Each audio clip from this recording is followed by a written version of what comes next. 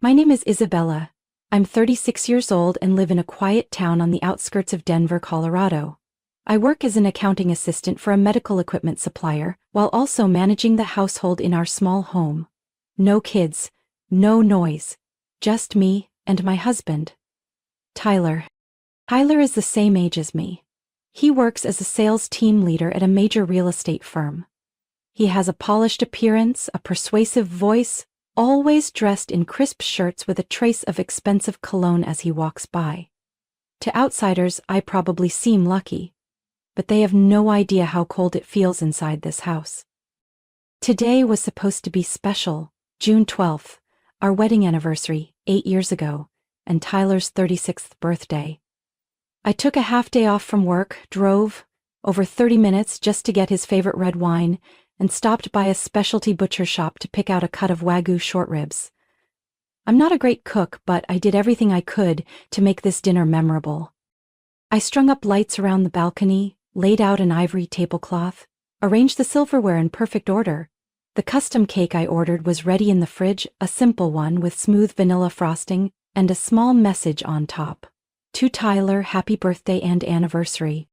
By 7 p.m. I adjusted my dress, dabbed on a little perfume, and sat down to wait. I believed he would come home. 8 o'clock, I lit the candles. 9. I texted. I'm waiting. No reply. 9:30. I called. 5 rings, then voicemail. At exactly 10:35 p.m. I received a short email from Tyler. Sorry, big client emergency, I have to stay at the office, we'll make it up later. No thank you, no happy anniversary. I set the phone down on the table. The candles had burned out long ago, the cake was still untouched in the fridge, and I stood frozen in the golden glow of the dining room lights, still holding the folded napkin I'd prepared for him. I didn't cry, but something inside my chest shifted out of place. That night I put everything away, boxed up the meat and stored it, took down the lights, wiped the table. No one enjoyed the dinner. There was no one to celebrate with. I lay down around midnight, still in the wrinkled dress I had picked out for the evening. I tried to sleep, but the image of that short, cold email kept slicing across my mind like a dull blade. It wasn't the first time Tyler came home late, not the first time I waited until my body ached. But this time, something felt different. A quiet, creeping instinct, like a cold breeze down my spine. The next morning, I got up early and went to work like usual, but all day there wasn't a single message from my husband. I tried calling, just more ringing. It was as if I no longer existed in his world. By noon, growing uneasy, I called Tyler's office. The receptionist hesitated a moment, then said, "Oh, he resigned 3 days ago. He didn't leave any forwarding information." I stood frozen in the hallway of my own office. The air around me thickened. My heart pounded as memories flooded back like a film in reverse. And suddenly I understood. It wasn't about work or a client. He had chosen to vanish, and I, his wife of 8 years, was the last to know. Right after work, I rushed home. Every turn of the wheel felt like bracing against a rising tide. I unlocked the door to our 3rd-floor apartment, the place that once felt like a haven, now thick with suffocating silence. My eyes immediately fell on the shoe rack, a glaring empty space in the 2nd row. Tyler's favorite brown leather shoes were gone. I called out, "Tyler?" No response. I hurried to the bedroom, and my heart sank like a stone. He was standing in the middle of the room, beside an open suitcase, clothes tossed quickly into a duffel bag, a navy suit, a tie, a pair of brand-new dress shoes, still with the tags on. Items he never wore to any regular meetings. "What are you doing?" I asked, voice hoarse. Tyler looked up at me like I was a stranger. "You're back," he said flatly, then continued packing. I stepped closer. "Where are you going?" "Next state over," he said casually. "I've accepted a new job. In Albuquerque." "What?" I froze. You quit your job and didn't say a word to me?" He didn't answer. Instead, he pulled a slim folder from his bag and placed it on the table. I opened it. The first page was divorce papers. I stood motionless. "Tyler, what is this?" He looked at me with eyes like steel. You're no longer the wife I need." "What are you talking about?" I gasped, unable to believe it. "You always put work first. The house is dusty. You only cook on weekends. You don't care about me anymore." I gripped the papers. I tried. "You come home late saying you already ate. I cook, you ignore it. I clean, you tell me not to touch your desk. And now you blame me for not fulfilling my duties?" "Don't bring up petty things," he snapped. "You just make excuses. A real wife doesn't need reminders." I let out a bitter laugh. "You talk like I sit around all day. I work, I pay half the rent, but no one cooks dinner for me, no one asks if I'm okay, and I never complained." Tyler narrowed his eyes. "That's your choice. I've made mine." He zipped the suitcase and headed to the door. "I've rented an apartment near the new job. I start next week. Don't get in my way." I blocked the door. "That's it? No apology, no explanation? After 8 years? "I don't owe you anything," he said, then brushed past me without looking back. The door clicked shut behind him, final and cold like the slam of a courtroom gavel. I sank to the floor, still clutching the divorce papers, my hands trembling. 2 days later, I received a call from the building management office. "Mrs. Isabella, we just received a request to transfer the lease. The current leaseholder has requested to terminate the contract." I froze. "What did he say?" I asked. "He had just left a note. I no longer live there. The person staying behind will clear out and move before the end of the month." No discussion, no message. That night, I dug through the drawer of our old desk and found the receipts for all the furniture.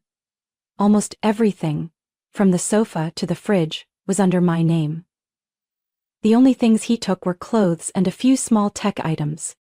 Tyler left like a stranger, but it was that very coldness that finally woke me up. I looked around the apartment. Everything was still there, except the marriage.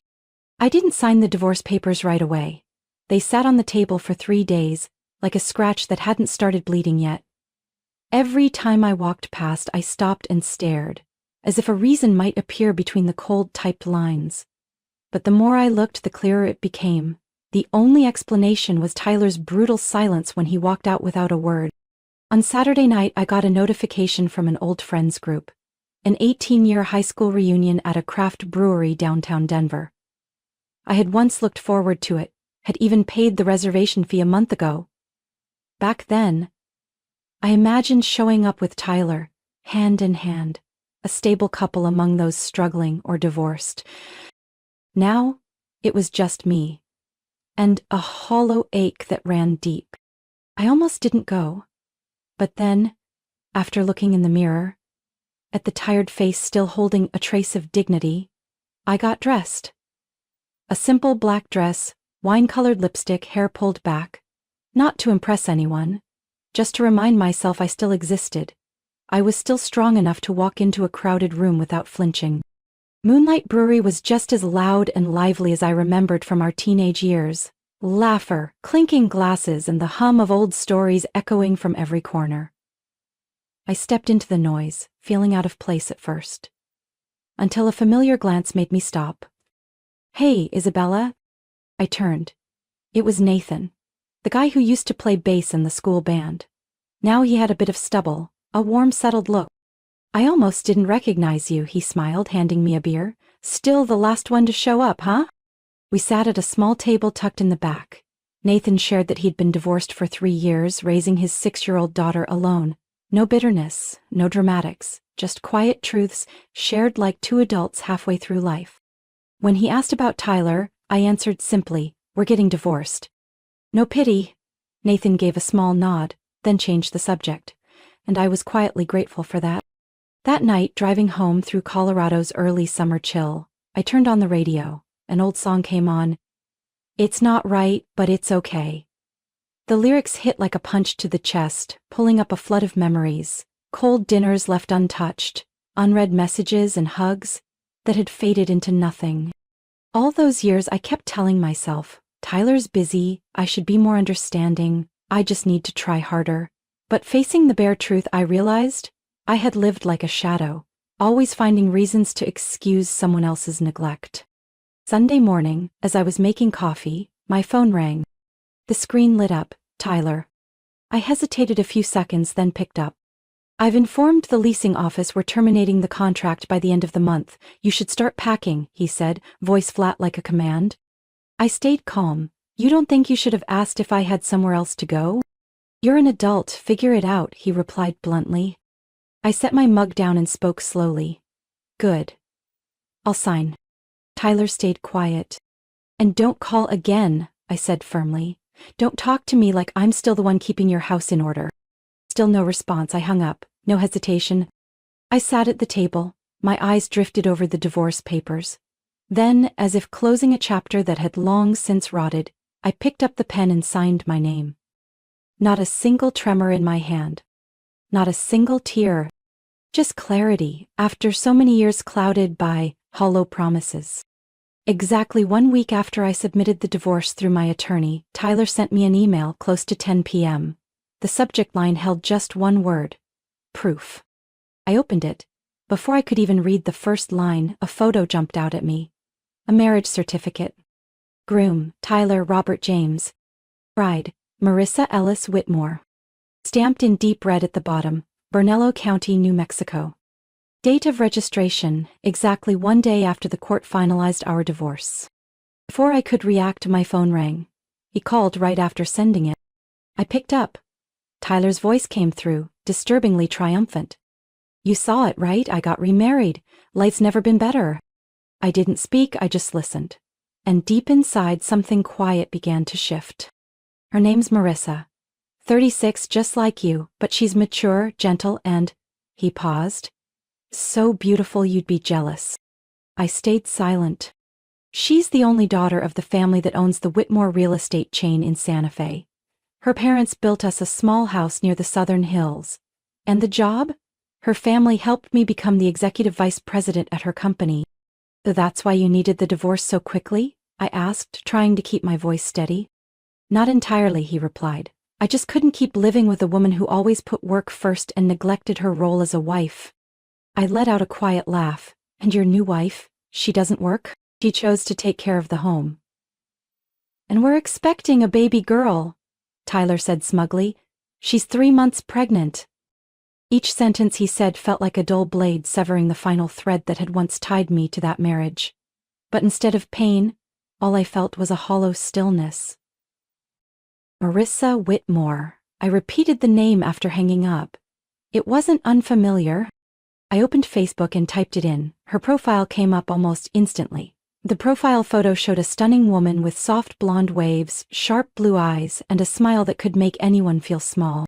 I scrolled down, and then, on the 10th photo, I froze.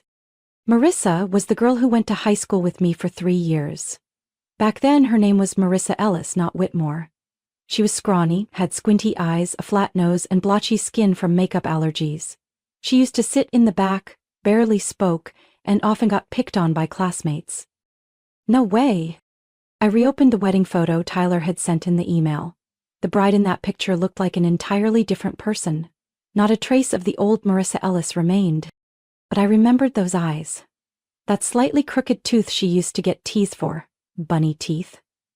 The way she always looked down when walking through the hallway. How could I forget? I called Lana, my best friend from high school. Do you remember Marissa Ellis? I asked. There was a pause on the other end, then Lana laughed. Not only do I remember her, I still have a picture of her from senior year. Why are you suddenly bringing her up? I told her everything. About Tyler, about the new marriage, the gifted house, the magically acquired executive title. Lena wasn't surprised. She changed completely after moving to New York to study art. Went through multiple plastic surgeries. Chin, nose, eyes, jawline. People called her Marissa too. But her personality? Still the same. Quiet, calculating, and very strategic about who she latches onto. I said nothing. There was a rumor she got involved with a much older married architect in Brooklyn, Lana added. Then she moved back to New Mexico and opened an art gallery. Guess she's leveled up now. I had no more questions. That night, I sat in my living room staring at Tyler and Marissa's wedding photo. Everything in the frame sparkled. Flowers, white dress, perfectly aligned teeth, and her bright smile. But I knew, behind all that was layers of makeup, carefully crafted image, and a well-disguised motive. And he chose that. 1 week after Tyler's bragging call, I got a message from an unknown number. It was short. "Isabella, are you free? I need to talk. It's serious." I knew exactly who it was. I didn't respond. 15 minutes later, he called. I picked up, not because I cared, but because something told me it would be worth hearing. "Marissa gave birth," Tyler said immediately. "A baby girl." I heard him swallow hard, then silence. I waited. "She doesn't look like me. Or Marissa, actually. She doesn't look like either of us." I tightened my grip on the phone, lips pressed together to stop myself from laughing. "Maybe she takes after someone on your side of the family," I offered, light as air. "No, I thought that too, but Isabella, do you remember when you laughed hysterically after I told you about Marissa? You knew something, didn't you?" Tyler's voice suddenly rose, nervous and panicked. I leaned back in my chair, a slight smirk on my lips. "I just found it interesting," I replied, holding back the sharpness in my tone. "Stop joking. I did a DNA test. The baby is mine, but I still don't get it. Why doesn't she look like either of us?" "I haven't told anyone, but you laughed like you knew something. Please, tell me." I gave a quiet chuckle. My voice was calm. "Do you remember your high school graduation album?" Silence. I continued. "I found it while packing up the old apartment. It was buried at the bottom of your desk drawer, covered in dust." "You were digging through my stuff?" Tyler sounded slightly irritated. "No, I was cleaning, as you requested," I emphasized. And when I opened that album, I was stunned. A curly-haired boy with squinty eyes, crooked teeth, and acne-covered skin. It took me a few minutes to realize it was you. Tyler exhaled slowly. "I always wondered why in 8 years you never introduced me to your college friends, why you insisted on a small wedding with no friends, why there wasn't a single teenage photo in our home. Now I understand." "I changed, out of insecurity," he said quietly. "No," I replied, "you changed because you wanted to live a new life, but you forgot one simple truth: genetics can't be altered." Silence stretched out between us. "You think I'm ashamed of who I was?" "No," I said. "I feel sorry for an innocent child who's going to grow up with 2 parents who couldn't be honest. You hid your past. So did Marissa. And now you're surprised your daughter doesn't resemble the edited versions you both constructed? You think she's gonna look like that old version of me?" Tyler's voice wavered. "No one knows, but she will carry what's real in you. Your blood, your DNA, everything you've tried to erase." I could hear him inhale deeply. "What about Marissa?" I asked, cutting in one last time. "She cried, said she was exhausted from labor. But you know what's worse? What? She won't hold the baby. Every time she looks at the child's face, she turns away. Yesterday, her mom had to step in and hold the baby because she refused. I don't know what to do." I stayed quiet. A bitter heaviness rose in my chest, not for Tyler, but for a child already rejected by the very people who brought her into this world. I lowered my voice. "You once said I failed as a wife because I wasn't willing to sacrifice. But the one rejecting his role as a father is you." Tyler sighed, maybe about to speak again, but I stopped him. "You don't need advice from me. I just hope you don't project your shame onto that baby. She didn't do anything wrong." I ended the call before he could reply. Then I blocked his number. There was nothing more I needed to hear. Nearly a year after my final conversation with Tyler, I barely remembered his presence in my life. Not because I tried to forget, but because the life I built after him filled every empty space he left behind. I moved into a small apartment in Boulder, just a 10-minute walk from the office. The balcony overlooked green hills, with just enough sun to grow a few pots of herbs. Mornings no longer felt like something to dread.